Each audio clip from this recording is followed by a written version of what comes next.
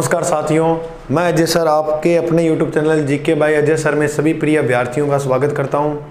तो पहले तो सभी विद्यार्थियों से क्षमा चाहूँगा कि वीडियो पहले तो क्या था, लॉकडाउन था तो उस समय पर आपको उपलब्ध करवा देता था। अब दिन भर क्लासें होती है, पूरे दिन इस समय रात को समय मिलता है वीडियो बनाने के लिए, तो कैसे ना कैसे समय निकाल कर आपके लिए वीडियो बना दूंगा। तो आप थोड़ा सा कमेंट कर दिया करो, जो मेन टॉपिक इंपॉर्टेंट टॉपिक हो ना, जो कठिन टॉपिक हो, जो करने में थोड़ा सा दिक्कत आती हो, वो कमेंट कर दिया करो, फिर वो डाल दिया करूँगा मैं। ठीक है, आज अपने भारत के भूगोल के अंदर एक अच्छा टॉपिक पढ़ेंगे, भारतीय परिवहन का। तो देखो, परिवहन टॉपिक को पढ़ने के लिए इसको बढ़िया तरह से अगर हम समझ सके तो इसको 3 भागों में बांट लेते हैं। एक भाग के अंदर हम पढ़ेंगे सड़क परिवहन को, यानी परिवहन को बेहतर समझने के लिए कितने भागों में बांटा मैंने? 3 भागों में। एक भाग में पढ़ेंगे सड़क परिवहन को, दूसरे भाग में हम पढ़ेंगे जल परिवहन। पूरा टॉपिक कराऊंगा, पूरा परिवहन का हम पूरा टॉपिक, ऐसे नहीं है कि मेन से बिठा के छोड़ दिया, पूरा गहरे से गहरे अध्ययन से हम इस परिवहन को पढ़ेंगे। तो एक तो हम सड़क परिवहन पढ़ेंगे, जल परिवहन, और एक याद रखेंगे हम वायु परिवहन को। वायु परिवहन बिल्कुल आसान टॉपिक है, अच्छा टॉपिक है, प्रश्न देखने को मिलेगा एग्जाम में। सड़क परिवहन को और बेहतर समझने के लिए 3 भागों में बांट लो, क्योंकि कोई भी चीज अगर हमें थोड़ा सा टफ लग रही है, उसको जितना भी विभाजन करेंगे इतनी आसान हो जाएगी। सॉरी, इसका आपने यहां से लिख लेना सड़क की बजाय स्थल परिवहन, स्थल। अब इस स्थल परिवहन को 3 भागों में बांटेंगे। एक भाग में पढ़ेंगे सड़क परिवहन, दूसरे भाग में हम पढ़ेंगे रेल परिवहन, और तीसरे भाग में हम पढ़ेंगे पाइपलाइन परिवहन।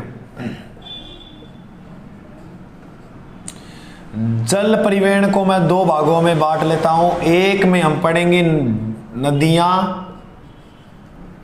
या झील परिवहन, दूसरे पार्ट में हम पढ़ेंगे सागर या महासागर परिवहन।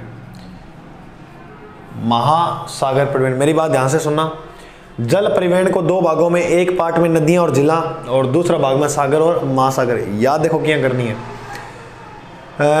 हम जल परिवहन नदियों से कैसे करते हैं? मान लो जैसे गंगा नदी है, ब्रह्मपुत्र नदी है, तो उस तरह से अगर नदियों का परिवहन देखा जाए, वहां भी नाव जाती है एक स्थान से दूसरे स्थान। झीलों के अंदर कोई बड़ी झील है तो वहां भी नाव चलती हैं। बात करें सागर या महासागर, तो आप सभी जानते हो, जैसे अरब सागर हो गया, हिंद महासागर हो गया, बंगाल की खाड़ी होगी वगैरह, तो यहाँ से भी अपने परिवहन जाते हैं। और ये एक याद रखेंगे हम, वायु परिवहन। तो वायु परिवहन को हम 2 भागों में पढ़ेंगे। एक में तो हम पढ़ेंगे आंतरिक वायु विमान, और दूसरे भाग में हम पढ़ेंगे आंतरिक वायु, दूसरे भाग में पढ़ेंगे बाह्य, यानी अंतरराष्ट्रीय वायु विमान। अंतरराष्ट्रीय वायु विमान। तो इतने भागों में हम परिवहन को पढ़ेंगे, बिल्कुल आसान लगेगा इस तरह से हम पढ़ेंगे। तो देखो, स्थल परिवहन को 3 भागों में, सड़क, रेल, पाइपलाइन। जल परिवहन को 2 भागों में, नदियां, झील, सागर, महासागर। वायु परिवहन को 2 भागों में, आंतरिक और बाह्य। सबसे पहले हम पढ़ेंगे सड़क परिवहन को।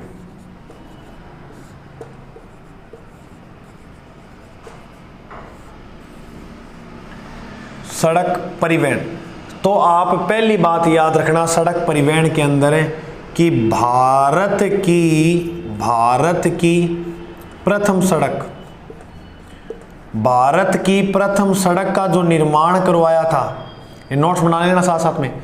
भारत की प्रथम सड़क का जो निर्माण करवाया था, वो करवाया था शेरशाह सूरी ने। शेरशाह सूरी ने ये जो निर्माण है इन्होंने करवाया 1540 ईस्वी में। सर कहाँ से कहाँ तक थी ये? तो प्राचीन काल में बताते हैं इसने शुरू की थी पेशावर। पेशावर जो स्थान है वो पड़ता है लाहौर में। पेशावर से कोलकाता। लेकिन अगर वर्तमान में पूछ ले कि कहाँ से कहाँ तक है, तो वर्तमान में यह अमृतसर से कोलकाता, अमृतसर से कोलकाता, जिसमें NH1 प्लस NH2 शामिल किए गए हैं, क्योंकि NH1 अमृतसर से दिल्ली है और NH2 दिल्ली से कोलकाता तक। तो इसमें कितने NH शामिल है, NH1 और NH2। तो याद रखना इस रोड का जो नाम था, रोड का नाम वो था GTR, GT रोड के यानी GT रोड। तो GT रोड मतलब फुल फॉर्म थी इसकी ग्रांड ट्रंक रोड, ये इसकी क्या थी, फुल फॉर्म। तो भारत की जो पहली प्रथम सड़क थी वो शेरशाह सूरी द्वारा बनाई गई थी। इसके बाद आप याद रखोगे कि नागपुर सड़क योजना, कौन सी योजना, नागपुर सड़क योजना। जो ये नागपुर सड़क योजना थी इसकी शुरुआत होती है 1945 ईस्वी में। शुरुआत कब हुई, 1945 ईस्वी में। नागपुर सड़क योजना ने सड़कों को 4 भागों में विभाजित किया था। सड़कों को कितने भागों में बांटा, 4 भागों में, जिसमें से पहला पार्ट हम पढ़ते हैं NH, दूसरा भाग हम पढ़ेंगे SH, यानी NH का मतलब नेशनल हाईवे, SH का मतलब होता है स्टेट हाईवे। नंबर 3 पे हम पढ़ेंगे जिला सड़क, और नंबर 4 पर हम देखेंगे ग्रामीण सड़कें।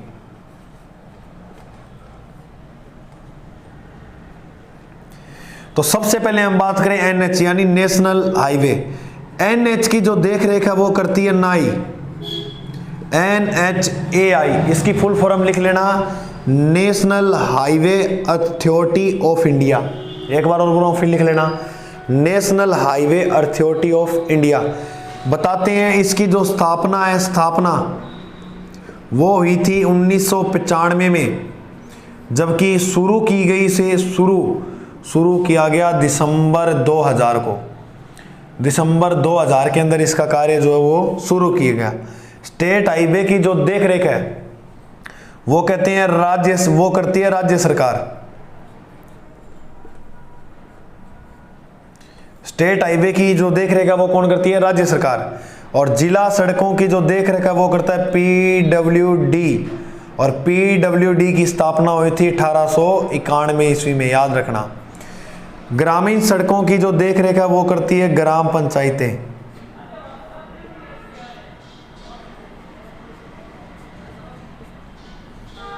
तो ये 4 बातें हमें याद रखनी है। नागपुर सड़क योजना के तहत 1945 में 4 भागों में व्यक्त किया सड़कों को, नेशनल हाईवे, स्टेट हाईवे, जिला सड़कें, ग्रामीण सड़कें।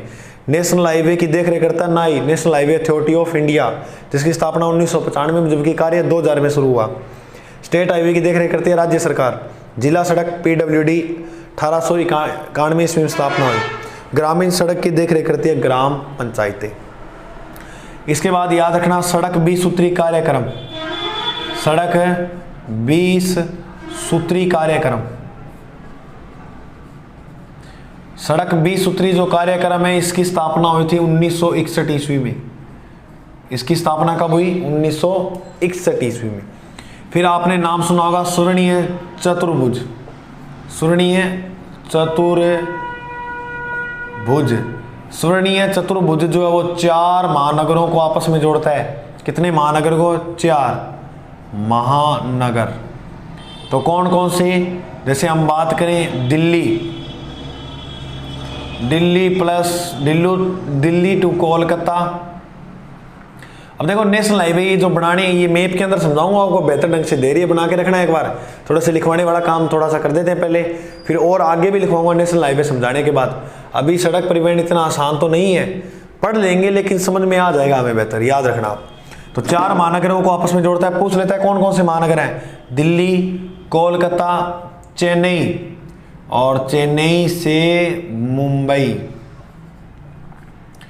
दिल्ली से कोलकाता जो NH जाता है, तो NH भी पूछ सकता है कौन कौन से NH शामिल हैं। दिल्ली से कोलकाता NH जाता है, उसका नाम है NH2, प्लस कोलकाता से चेन्नई जाता है, उसका नाम है NH5। चेन्नई से मुंबई जाता है, उसका नाम है NH4, और मुंबई से दिल्ली जाता है, उसका नाम है NH8। कैसर जी के बता दियो, अब मैं तो पहली बार परिवहन पढ़ना तो समझ को नहीं आया, समझ आएगा थोड़ा सा देख। तो याद रखना NH2, NH5, NH4, NH8 ये जोड़ते हैं, ठीक है। इस स्वर्णीय चतुर्भुज के बाद आप याद रखना कि जो स्वर्णीय चतुर्भुज है वो 4 महानगरों से मिलकर बना है, दिल्ली, कोलकाता, चेन्नई, मुंबई, जिसमें NH2, NH5, NH4, NH8।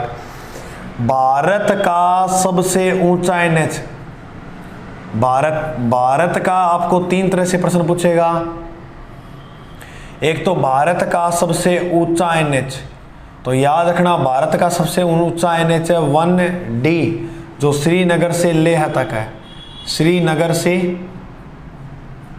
Leh तक है, जम्मू कश्मीर के अंदर। अगर पूछ ले कि भारत का सबसे लंबा NH, तो भारत का सबसे लंबा NH है NH7, इसको कहते हैं NH44 भी। ये कहाँ से है सर? तो ये काशी या इसे वाराणसी या बनारस कह सकते हो, काशी से कन्याकुमारी, कै कहूँ याद रखियो, कन्याकुमारी। देखो इस कै को पकड़ना है यहाँ, काशी, और काशी से कन्याकुमारी, काशी उत्तर प्रदेश में, कन्याकुमारी तमिलनाडु में है। भारत का सबसे छोटा NH, छोटा NH, इसका नाम है 47A, जो केरल के अंदर एक झील है, वेम्बनाड झील, उस झील के पास ये बना। वेलिंगटन द्वीप है इसी केरल के अंदर। कौन सा द्वीप है? वेलिंगटन। ये जो वेलिंगटन द्वीप जो है ना, इस वेलिंगटन द्वीप के पास एक झील है जिसका नाम है वेम्बनाड। इसी वेम्बनाड झील के पास यह स्थित है। कहते हैं इसकी कुल लंबाई है 6 किलोमीटर। कुल लंबाई कितनी है? 6 किलोमीटर। फटाफट स्क्रीनशॉट ले लीजिए इसका। उसके अब बताऊंगा मैं आपको सबसे महत्वपूर्ण चीज, वो देखना क्या है। अब जीडी की वैकेंसी भी नज़दीक आ गई है, तो जीडी में बहुत महत्वपूर्ण टॉपिक रहता है ये परिवहन का। इसको टिका के रट्टा मार लेना, क्योंकि प्रश्न यहाँ से देखने को मिलेगा। वनडे एग्जाम में यहाँ से अच्छे प्रश्न उठ लेते हैं। और आपको लगभग देखना कि भारत सेंट्रल लेवल का कोई भी एग्जाम है, हो सकता है कि यहाँ तक के राजस्थान लेवल के एग्जाम में भी यहाँ से प्रश्न उठते हैं, तो इसको बेहतर तरह से कर लेना। अब हम देखेंगे भारत के प्रमुख NH का मतलब होता है नेशनल हाईवे। ये आज हम पढ़ेंगे 1 से लेकर 15 तक, सारे पढ़ा दूंगा 1 से लेकर 15 तक, कौन से कहाँ कैसे है, ठीक है। तो चलो देखिए, भारत के मानचित्र में समझेंगे बढ़िया तरह से।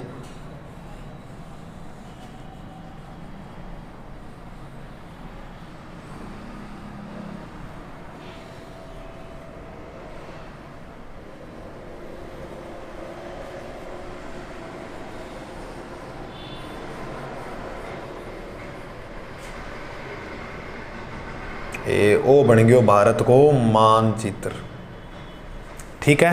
तो देखिए यहां पर एक स्थान पड़ता है और इस स्थान का नाम है श्रीनगर। स्थान का नाम क्या है? श्रीनगर। इधर एक स्थान पड़ता है, इसका नाम है लेह। क्या नाम है? लेह। श्रीनगर से लेह को जाने वाला जो NH है उसका नाम है NH1D। NH1D यही विश्व का सबसे ऊंचा NH है। विश्व का सबसे ऊंचा NH कौन सा है? NH1D, जो किसको किससे जोड़ता है? श्रीनगर से लेह को, ठीक है। दूसरी, यहां पर एक स्थान है पंजाब के अंदर, इसका नाम है अमृतसर। क्या नाम है भाई? अमृतसर। तो श्रीनगर से अमृतसर को जोड़ने वाला NH, सीधा प्रश्न बनेगा श्रीनगर से अमृतसर को जोड़ने वाला NH कौन सा है? तो इसका नाम है NH1D, सॉरी इसका नाम है NH1A। NH1A। और इसी NH पर स्थित है जवाहर सुरंग। जवाहर सुरंग। तो जवाहर जो सुरंग है वो किस NH पे है? तो वो याद रखना NH1A पर, जो कहाँ से कहाँ तक है? श्रीनगर से अमृतसर। अब देखो 2-3 तरह से प्रश्न पड़ जाएंगे। एक, अगर आपसे प्रश्न पूछ ले कि NH1A किसको किस से जोड़ता है, तो श्रीनगर से अमृतसर, पहला प्रश्न। दूसरा प्रश्न, जवाहर सुरंग किस NH पर स्थित है? तो NH1A पर। या श्रीनगर से अमृतसर को जोड़ने वाला NH कौन सा है? किसी तरह से प्रश्न आ जाए, हमें कंटस्ट करने हैं, मैं पूरी कोशिश करूंगा वीडियो के अंदर ही याद करवाने के लिए, तो आप इधर ध्यान रखना। श्रीनगर से अमृतसर है जिसका नाम है NH1A। फिर इधर एक स्थान पड़ता है और इस स्थान का नाम है दिल्ली। स्थान का नाम क्या है? दिल्ली। अमृतसर से दिल्ली को जोड़ने वाला NH है NH1। अब शुरू हुआ है NH1। अमृतसर से दिल्ली को जोड़ने वाला NH है, उसका नाम क्या है? NH1। देखिए इधर पश्चिम बंगाल की जो राजधानी है उसका नाम है कोलकाता। क्या नाम है? कोलकाता। दिल्ली से कोलकाता को जोड़ने वाला NH कौन सा है? तो इधर देखिए NH1, 1 के बाद क्या आता है? 2, तो NH2। NH2 देखो इधर दिमाग में रखना, अमृतसर से दिल्ली, दिल्ली से कोलकाता। NH2 दिल्ली से कोलकाता है। इधर एक स्थान पड़ता है, इसका नाम है चेन्नई। स्थान का नाम क्या है? चेन्नई। चेन्नई पड़ता है तमिलनाडु के अंदर, तमिलनाडु की राजधानी है। कोलकाता से जो चेन्नई को जाता है, इस NH का नाम है NH5। NH5 कहाँ से कहाँ तक है? कोलकाता से चेन्नई। फिर महाराष्ट्र की राजधानी जिसका नाम है मुंबई, चेन्नई से मुंबई को जोड़ने वाला NH है NH4। NH से 4, 6 से चेन्नई, चेन्नई को मुंबई से जोड़ने वाला NH4। और मुंबई से दिल्ली को जोड़ने वाला जो NH है इसका नाम है NH8।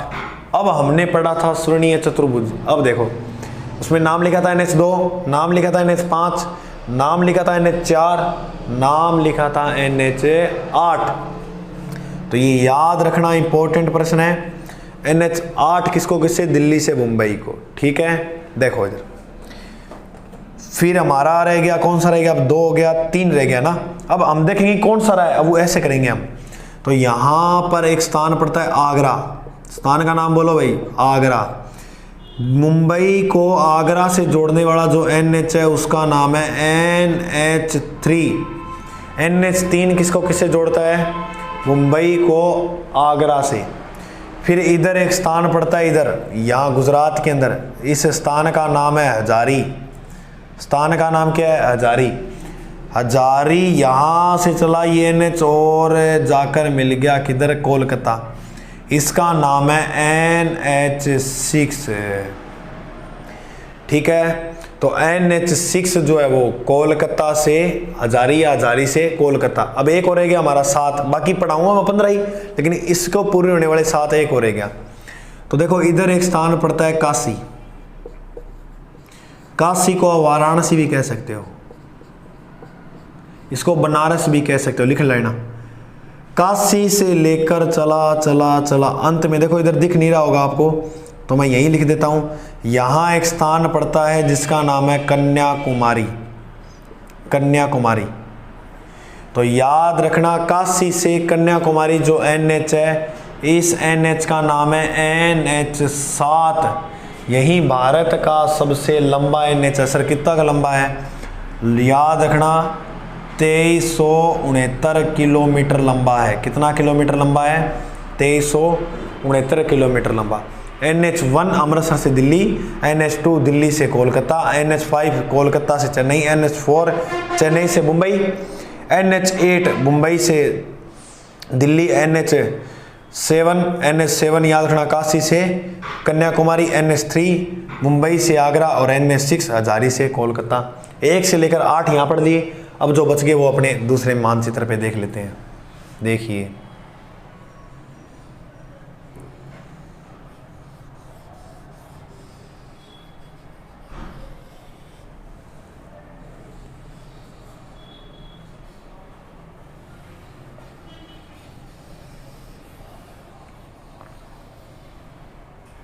एक सेकंड में देख लेता हूँ पूरा वीडियो बन रहा है नहीं बन रहा।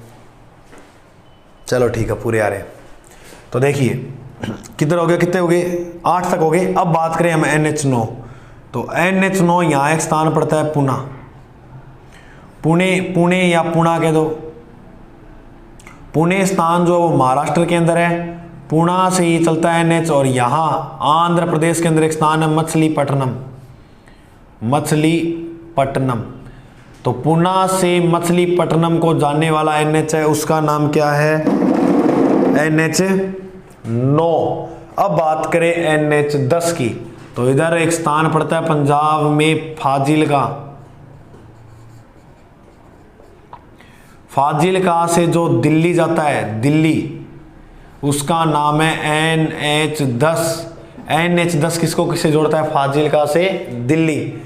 फिर बात करें NH11, तो यहाँ हमारे राजस्थान के अंदर एक स्थान पड़ता है, जिला पड़ता है, जिसका नाम है बीकानेर। बीकानेर को आगरा से जोड़ने वाला जो NH है, उसका नाम है NH11। तो याद रखना NH11 किसको किससे जोड़ता है? बीकानेर को आगरा से। फिर NH12, 12 राजस्थान के अंदर यही लिख रहा हूँ, स्थान पड़ता है जयपुर। तो जयपुर से मध्य प्रदेश के अंदर एक स्थान पड़ता है जबलपुर। मध्य प्रदेश के अंदर स्थान पड़ता है जबलपुर। इसको जोड़ने वाला जो NH है, उसका नाम है NH12। NH12 जयपुर से जबलपुर। NH12 JJ याद रखना, 12 JJ जयपुर जबलपुर। NH13 यहाँ एक स्थान पड़ता है बेलारी। बेलारी, बेलारी से चित्रदुर्ग। बेलारी से चित्रदुर्ग को जाने वाला जो NH है, उसका नाम है NH13। NH13 किसको किससे जोड़ता है? बेलारी को चित्रदुर्ग को, दुर्ग से। फिर बात करें हम NH14 की, तो NH जो 14 है, देखो इधर तो स्पेस नहीं है तो मैं यही लिख देता हूँ यहाँ पर। NH14 चलता है हमारा अजमेर से। अजमेर, अजमेर से गुजरात में एक बंदरगाह है कांडला। राजस्थान का सबसे नज़दीक बंदरगाह कौन सा है? कांडला। तो ये है NH14। अब बच गया हमारा अंतिम आखिरी NH, जिसका नाम है NH15। NH15 शुरू होता है पठानकोट। पठानकोट से इधर गुजरात में चला जाता है ये समख्याली। समख्याली जो स्थान है वो कहाँ पड़ता है? गुजरात में। इसका नाम है NH15। यह राजस्थान का सबसे लंबा NH है। राजस्थान का सबसे लंबा NH कौन सा है? NH15। जबकि याद रखना राजस्थान का सबसे व्यस्त NH कौन सा है? NH8। राजस्थान का सबसे व्यस्त NH कौन सा है? NH8। तो ये हमने सारे देख लिए NH1 से लेकर 15। आप उतार लेना इसको, NH1 से लेकर सारे उतारना, इंपॉर्टेंट है, प्रश्न कहीं से भी आ सकता है। ठीक है, एक तो ये लो, स्क्रीनशॉट ले लो, सभी इसका ले लेना और साथ में इसको उतार लेना। अभी खत्म नहीं हुआ सड़क परिवहन, आज मैं पूरा करवा दूंगा इसी के अंदर सड़क परिवहन। बाकी अपने रेल परिवहन नेक्स्ट पार्ट में देखेंगे। ठीक है, तो ये कर दूं साफ। ओके, तो हमने सारे नेशनल हाईवे पढ़ लिए, इंपॉर्टेंट।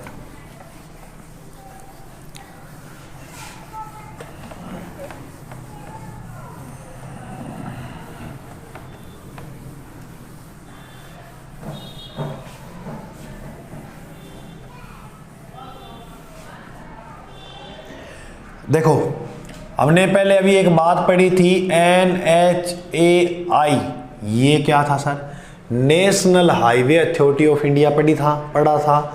मैंने बताया था इसकी शुरुआत होती है, सॉरी, इसकी स्थापना हुई थी 1995 में। इसकी स्थापना कब हुई? स्थापना 1995 में। जबकि national highway authority of India का कार्य शुरू किया गया दिसंबर 2000 ईस्वी में। याद रखना नेशनल हाईवे अथॉरिटी ऑफ जो इंडिया है, इसने दिए गए उद्देश्य, इसको जितने भी उद्देश्य दिए गए थे, उन उद्देश्यों की पूर्ति के लिए इन्होंने 4 उद्देश्यों को पूर्ति के लिए 4 चरणों में बांट लिया। कितने चरणों में? 4 चरणों के अंदर।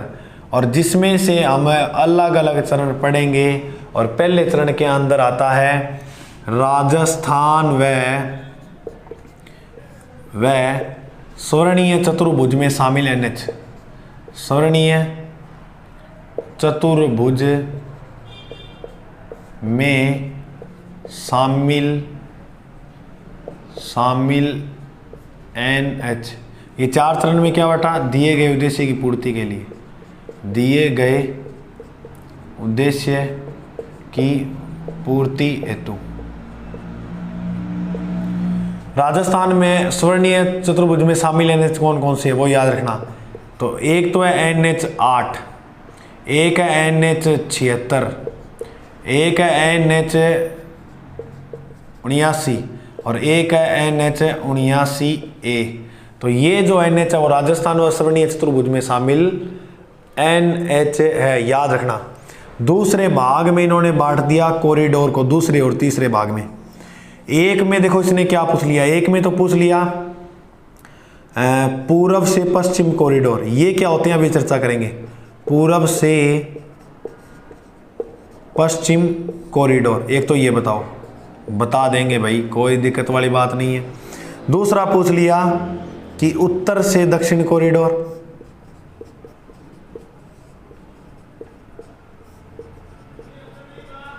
यही बता देंगे, बता देंगे हाँ।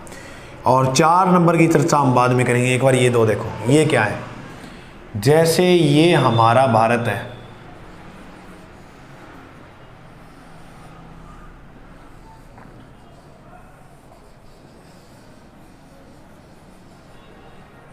ठीक है। भारत में उत्तरी, ये उत्तर दिशा है, ये दक्षिण है, ये पश्चिम है, ये पूर्व है। यानी पश्चिम से पूर्व इधर अंतिम कॉरिडोर जो है वो कौन सा है, और उत्तर से दक्षिण जो अंतिम कॉरिडोर है, यानी कॉरिडोर का मतलब होता है अंतिम पॉइंट, वो कौन सा है। भारत का अंतिम पॉइंट तो अलग आएगा। जैसे हम पढ़ते हैं भारत का जो उत्तरी अंतिम पॉइंट है उसका नाम है इंदिरा कोल, दक्षिण इंदिरा पॉइंट, है ना, इस तरह से पढ़ते हैं। तो यहाँ ऐसा नहीं है, यहाँ कॉरिडोर यानी सड़कों के हिसाब से पूछा है। तो याद रखना, इधर गुजरात के अंदर एक स्थान है जिसका नाम है पोरबंदरगाह, गुजरात में स्थान है पोरबंदरगाह। और इधर असम के अंदर एक स्थान है जिसका नाम है सिलचर। क्या नाम है? सिलचर। तो पूर्व से पश्चिम जाने वाला जो NH है उसका नाम है, पूर्व से पश्चिम कॉरिडोर है वो कौन सा है? तो सिलचर से पोरबंदरगाह। इधर ऊपर मैंने अभी बताया था एक स्थान पड़ता है जिसका नाम है श्रीनगर। श्रीनगर वही है जो अशोक ने बसाया था, चंद्रगुप्त मौर्य के मौर्य वंश में जो हुआ था ना। और श्रीनगर से लेकर कन्याकुमारी, कन्याकुमारी यहाँ तक जो जोड़ता है ये होता है उत्तर दक्षिण कॉरिडोर। सर कोई ऐसा स्थान है क्या जहाँ ये मिलता है? जी, इस स्थान का नाम है झांसी। झांसी जो है वो पड़ता है उत्तर प्रदेश में। झांसी की रानी लक्ष्मीबाई थी ना, तो वो कहाँ की थी? झांसी उत्तर प्रदेश की थी। तो ये जो मध्यवर्ती स्थान है याद रखना झांसी। झांसी को भारत का चौराया कहते हैं, याद रखना। श्रीनगर से कन्याकुमारी उत्तर दक्षिण कॉरिडोर है और पूर्व पश्चिम सिलचर से पोरबंदरगाह। आप एग्जाम में याद तो हो जाता है, मेरे को पता है, लेकिन एग्जाम में हम एक गलती करते हैं। क्या? ये देखो क्या दे रखा, पूर्व से पश्चिम पूछा है तो हमें भी पूर्व से पश्चिम लिखना है। बोलो कैसे? सिलचर, सिलचर स्थान पड़ता है कहाँ भाई? असम में। सिलचर से, इधर लिख देता हूँ मैं, सिलचर से पोरबंदरगाह, ये स्थान है ना पोरबंदरगाह। सिलचर से पोरबंदरगाह। और पोरबंदरगाह कहाँ पड़ता है? गुजरात में, लिख लेना। और उत्तर दक्षिण ये श्रीनगर, श्रीनगर सभी को पता जम्मू कश्मीर में है। श्रीनगर से कन्याकुमारी, और कन्याकुमारी पड़ता है तमिलनाडु के अंदर। ठीक है, तो याद रखना। चौथे के अंदर देखो, इसके अंदर एक योजना चलाई गई थी जिसका नाम था भारत प्रधानमंत्री सड़क जोड़ो योजना।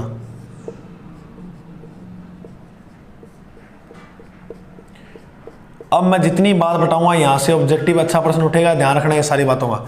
भारत प्रधानमंत्री सड़क जोड़ो योजना की जो शुरुआत है वो हुई थी 2004 ईस्वी में। कब हुई? 2004 में। इसकी जो स्थापना है वो की थी अटल बिहारी वाजपेयी ने। वाजपेयी, अटल बिहारी वाजपेयी ने। इस भारत प्रधानमंत्री सड़क जोड़ो योजना का जो उद्देश्य था, बस ये याद रखना उद्देश्य क्या था। उल्टा पूछ ले, ये उद्देश्य किस योजना का था? कैसे भी प्रश्न आ सकता है, और योजनाओं से प्रश्न मान के चलना कन्फर्म आएगा। योजनाएं, उद्देश्य क्या था कि राज्यों की जो राजधानी है, राज्यों की राजधानी, इनको आपस में, राजधानी को आपस में जोड़ना, ये इनका भाई क्या था? उद्देश्य है। यानी राज्यों की राजधानियों को आपस में जोड़ना, ये इनका क्या था? उद्देश्य था। किनका? प्रधानमंत्री सड़क जोड़ो योजना का। लेकिन नोट लगा के हम कुछ और बातें का अध्ययन और करेंगे। प्रश्न यहाँ से आता है, ये तो भारत है, लेकिन ये भी योजना चलाई गई ना कि प्रधानमंत्री ग्राम सड़क योजना, हाँ गुरुजी चलाई हुई है, तो ये भी याद रखना, इम्पोर्टेंट प्रश्न है।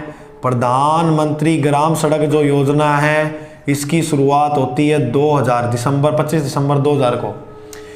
बस इसकी एक बात याद रखना, इसका जो उद्देश्य था ना वो ग्राम पंचायतों को आपस में जोड़ना था। इसका उद्देश्य क्या था? ग्राम पंचायतों को आपस में जोड़ना। ये किसका उद्देश्य था? ये इनका उद्देश्य था। समझ में आ गई बात? हाँ गुरुजी बड़ी आ गई। देखो, उद्देश्य राज्यों की राजधानी आपस में जोड़ना। प्रधानमंत्री ग्राम सड़क योजना 2000 ईस्वी में उद्देश्य ग्राम पंचायतों को आपस में जोड़ना। इतनी तो है, और की लंबी चौड़ी कहानी तो है को नहीं, तो याद रखना। फिर इसके बाद कुछ बातें और याद करनी है, वो देखो क्या याद करनी है। इसको ये ऐसे ही बनाना जैसे मैंने बनाए थे ना, नोट्स भी ऐसे ही बनाना, चित्र वगैरह बना के, ठीक है।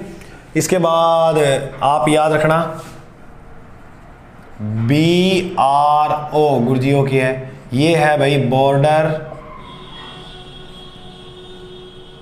Road organisation.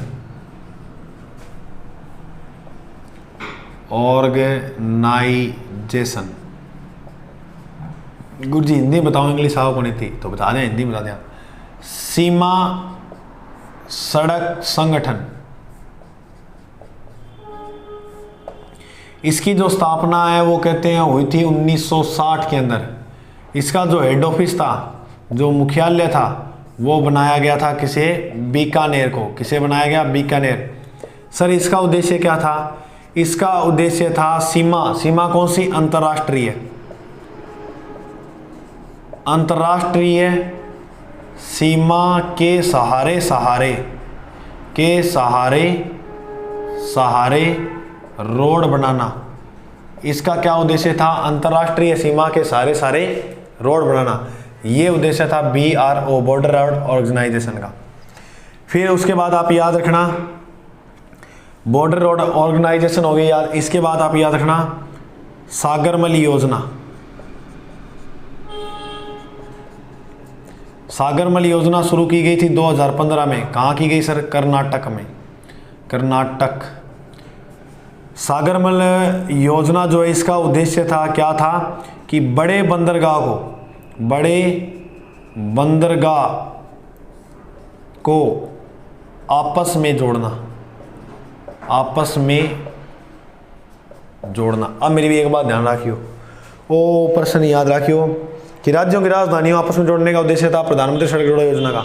मतलब क्या है? मतलब ये कि राजस्थान की मान लो राजधानी है जयपुर, मध्य प्रदेश की राजधानी है भोपाल, उत्तर प्रदेश की राजधानी है लखनऊ, महाराष्ट्र की राजधानी है मुंबई।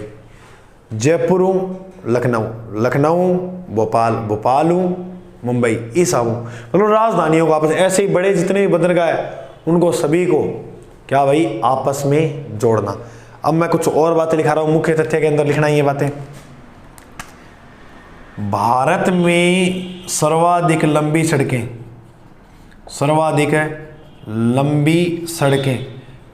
सड़कों वाला जो राज्य है उसका नाम है महाराष्ट्र।